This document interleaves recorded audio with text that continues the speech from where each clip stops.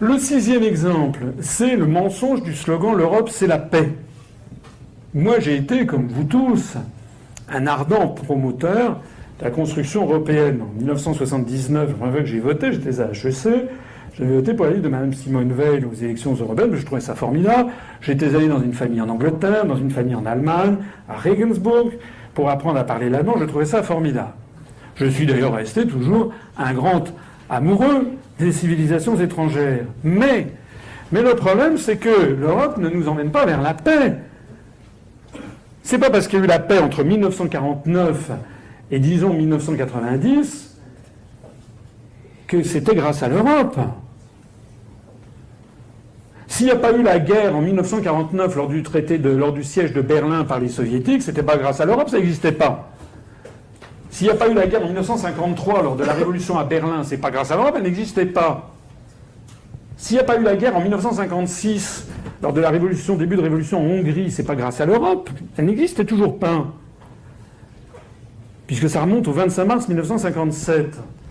Et s'il n'y a pas eu la guerre au moment du printemps de Prague en 1968, c'est pas parce qu'on discutait les montagnes de beurre à la Commission européenne entre 6 États qu'il n'y a pas eu la guerre. S'il n'y a pas eu la guerre en Europe occidentale depuis la Seconde Guerre mondiale, excusez-moi de le rappeler, c'est parce qu'il y a un petit détail. Ça s'appelle l'OTAN contre le pacte de Varsovie, avec des missiles thermonucléaires de part et d'autre. C'était MAD, Mutual Assured Destruction, c'était la destruction mutuelle assurée de la planète Terre si jamais on remettait en cause l'équilibre entre les puissances. Et maintenant, la France, elle est placée par l'article 42 du traité sur l'Union européenne, avec tous les pays de l'Union européenne, sous la suprématie de l'OTAN. C'est l'article 42 du traité sur l'Union européenne qui s'appelle le TU, ça tombe bien. Le TU, article 42, prévoit que les États membres de l'Union européenne qui sont déjà membres de l'OTAN, eh bien, ces engagements priment sur ceux qu'ils peuvent prendre dans le cadre de la politique européenne de sécurité et de défense qui a été créée, c'est le deuxième pilier de Maastricht.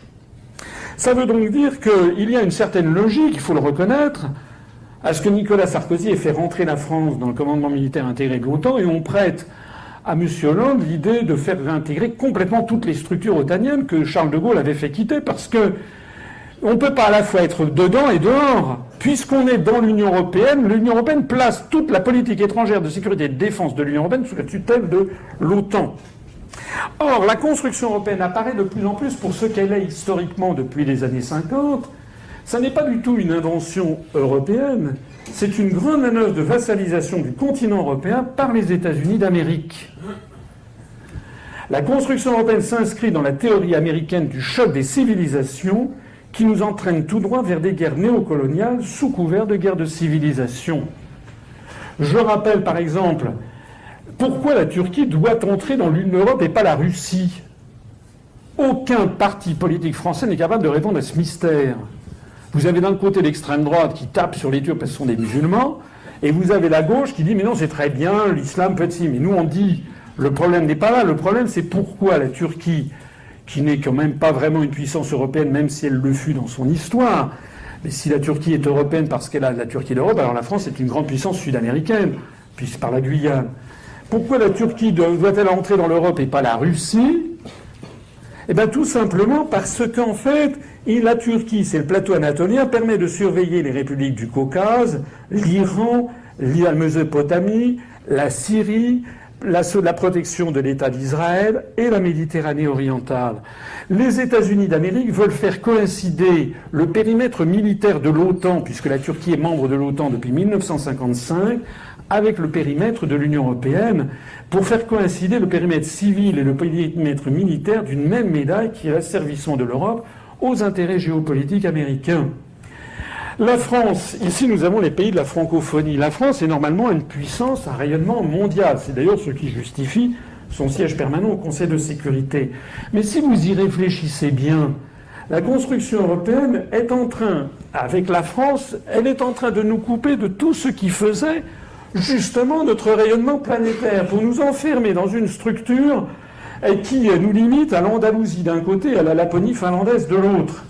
Avec la construction européenne, la France se coupe progressivement du reste du monde, et notamment des pays francophones, qui sont la base même de sa puissance et de son rayonnement mondial. Donc ce que nous disons, ce n'est pas sortir de l'Union européenne qui isole la France, c'est d'y rester. Si vous avez des amis latinos, russes, dans le monde arabe, en Chine ou autre, moi c'est mon cas, j'ai vécu au Japon, je suis allé dans 85 pays du monde, je peux vous assurer que les gens qui vous aiment bien, et Dieu sait si la France elle est aimée dans le monde, les gens vous disent « Mais qu'est-ce que vous êtes en train de devenir ? Vous êtes en train de devenir les larbins de Washington. Où est la France que nous aimions ? Où est la France, le porte-parole de la liberté des peuples et des nations ?» En fait, l'objectif final est de parvenir à un empire euro-atlantiste. Et nous sommes le seul à le dire. Dirigé depuis Washington. Fondé sur un marché commun euro-atlantiste qui s'appelle le TAFTA. Parce qu'il y a une logique à tout ça. Et nous sommes les seuls à vous expliquer pourquoi le TAFTA, le TISA, le TTIP. Hein, je ne sais pas si tout le monde est au courant, mais tout ce truc qui se négocie dans votre dos. Il y a une logique derrière. Pourquoi les autres mouvements, même attaques ou autres, ne vous disent pas la logique finale ? La logique finale, c'est celle-ci, qui a l'armée comme armée commune, l'OTAN, qui met en œuvre le prétendu choc des civilisations comme justification et qui nous entraîne vers la guerre contre la Russie et le monde musulman. Voici la finalité avec l'OTAN face militaire, dont l'autre manœuvre, c'est le monde dit judéo-chrétien, selon cette typologie qui découle du livre que vous connaissez sans doute, sinon lisez-le, puisque c'est l'un des ouvrages absolument fondateurs de la pensée des think tanks américains d'aujourd'hui, The Clash of Civilizations and the Remaking of World Order, c'est le vrai titre, c'est-à-dire le choc des civilisations et la refondation de l'ordre mondial de Samuel Huntington. Les Américains ont décidé de découper la planète selon un schéma très hollywoodien, c'est-à-dire extrêmement superficiel, en fonction de grands pôles, au fond, lâchons le mot, des grands pôles raciaux et religieux, qui seraient le monde de demain, avec un monde dit judéo-chrétien, ici couleur framboise, un monde dit latino-américain. Pourquoi n'est-il pas judéo-chrétien ? Tout simplement parce que les latinos n'aiment pas les Yankees. Donc du coup, il s'agit de construire une frontière. Vous avez vu que Donald Trump, d'ailleurs, veut poursuivre cette frontière pour tirer à vue le long du Rio Grande. Comme quoi, finalement, les pays n'ont pas les mêmes réflexes vis-à-vis des immigrés. Et puis, vous avez ici, en jaune, couleur pipi, c'est les très méchants, c'est le monde musulman. En bleu, vous avez ceux dont on ne dit rien, ce sont les Africains. Couleur marron, c'est encore pire, c'est couleur caca, c'est les orthodoxes. Le vert, ce sont le monde indien. Le rose, c'est le monde confucéen. Et puis, couleur abricot, c'est le monde japonais. Voilà la grande pensée géopolitique américaine qui est ce qui se cache derrière toutes ces opérations. Vous imaginez le caractère hautement criminogène et désastreux pour la paix du monde d'une telle vision. Comme si d'ailleurs, par exemple, rien que pour prendre le monde dit judéo-chrétien, comme si l'Espagne, par exemple, n'avait pas plus de liens avec l'Argentine, dont tout la rapproche sauf la distance. Mais en Argentine, si vous êtes déjà allé à Buenos Aires, vous croyez à Barcelone. Tout le monde parle l'espagnol, c'est un pays catholique, c'est un pays où il y a beaucoup de gens d'origine espagnole, italienne ou européenne. En gros, c'est très fondamentalement les mêmes valeurs. Alors que l'Espagne n'a aucun point commun avec les Lapons ou avec les pays baltes, qui sont des pays luthériens, qui n'ont aucun rapport avec l'Espagne. La même chose vaut pour le monde arabo-musulman. Les Américains ont mis dans une espèce de gigantesque monde arabe des gens qui n'ont absolument rien à voir, pas du tout les mêmes socles anthropologiques. Entre les pays du Sahel, les pays du Maghreb, les pays du Mashrek, les Badaouïas d'Arabie Saoudite, le monde turcophone, les Iraniens qui sont des Ariens, les Pakistanais aussi, les Bengalis qui sont au Bangladesh, les Bengalis, et puis vous avez les Brimoumis et les Bumiputras en Malaisie et en Indonésie. Je rappelle au passage que, comme vous le savez, il y a à peu près 1 milliard 100 millions de musulmans dans le monde. Là-dedans, il n'y a que 300 millions d'Arabes. La grande majorité du monde musulman n'est pas arabe. Bon. Vous n'avez pas du tout le même type d'islam. Vous avez l'islam sunnite, chiite, zaïdite, etc. Vous n'avez pas du tout le même type d'islam en Indonésie ou en Arabie Saoudite ou en Turquie. Donc tout ceci, ce sont des schémas hollywoodiens avec le bon et le méchant, mais tout ceci est très grave parce que ça nous entraîne justement vers le choc des civilisations, et pas seulement. Parce que nous sommes aussi le seul mouvement politique qui a pointé du doigt là où ça fait mal. Regardez cette photo. Cette photo, c'est ce que la presse appelle une photo de famille. Il s'agit du Conseil européen du 20 juin 2008 à Bruxelles.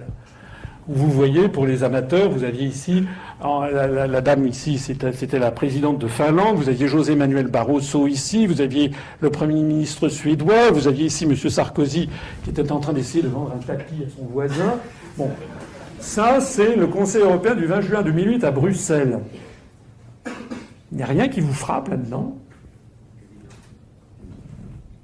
Exactement. Il n'y a que des blancs. On appelle ça une photo de famille. Comparez ceci avec une photo qui a été prise quelques semaines auparavant, le 23 novembre 2005, c'est la reine Elisabeth II, elle est ici, qui ouvre le sommet des chefs d'État et de gouvernement du Commonwealth à Kampala en Ouganda. Vous voyez qu'il y a la reine Elisabeth, mais vous avez des représentants de toutes les ethnies du monde. Vous avez des Noirs, des chefs d'État africains. Ici, ça doit être un Maori, ça doit être peut-être le royaume de Tonga, donc un Océanien. Là, vous avez Manmohan Singh, qui est le premier ministre indien, et qui est un Sikh avec son turban. Là, vous avez des gens du monde arabe. Vous avez les différentes ethnies du monde. Ça n'est pas un regroupement racial. De la même façon que si vous avez cette photo prise à Lisbonne le 25 juillet 2008 avec le sommet des chefs d'État et de gouvernement de la communauté lusophone, comme on dit, c'est-à-dire des pays de langue portugaise, vous avez ici le président de la République du Portugal, à flanquer des présidents de l'Angola et du Mozambique, de Lula da Silva, qui est un Brésilien, donc un latino-américain. Ici, ça doit être le Premier ministre de Timor-Leste, c'est-à-dire Timor oriental, un asiatique.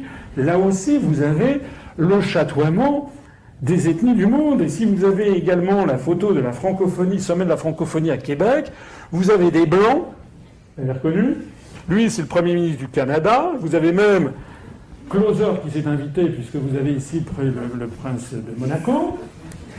Mais vous avez aussi le représentant du Cambodge, un asiatique, et puis des Africains, et puis des pays, le Liban ou la Syrie. Donc vous avez là aussi toutes les races du monde. Tant est qu'on peut parler de race, il vaut mieux parler d'ethnie. Ce qui veut dire que cela plaise ou pas, et je vous mets au défi de trouver un seul autre mouvement politique qui vous le dise. Mais si vous creusez le sujet, c'est bien de ça qu'il s'agit. Que cela plaise ou pas, il est indéniable que la construction européenne apparaît comme une construction racialiste.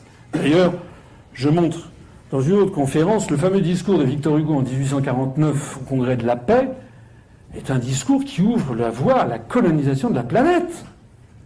Il dit qu'il faut faire les États-Unis d'Europe pour rendre l'Afrique à l'homme et l'Asie à la civilisation. Et au lieu de faire des révolutions, nous ferons des colonies. C'est ça le vrai discours. Allez sur notre site internet, j'en profite pour en faire un peu de pub, upr.fr, vous trouverez le vrai discours. Pourquoi est-ce que à Sciences Po ou je sais pas quoi, on dit toujours ah oui Victor Hugo, hein. Mais il faut toujours, c'est un grand conseil que je vous donne, un conseil de vie, allez relire toujours les textes d'origine.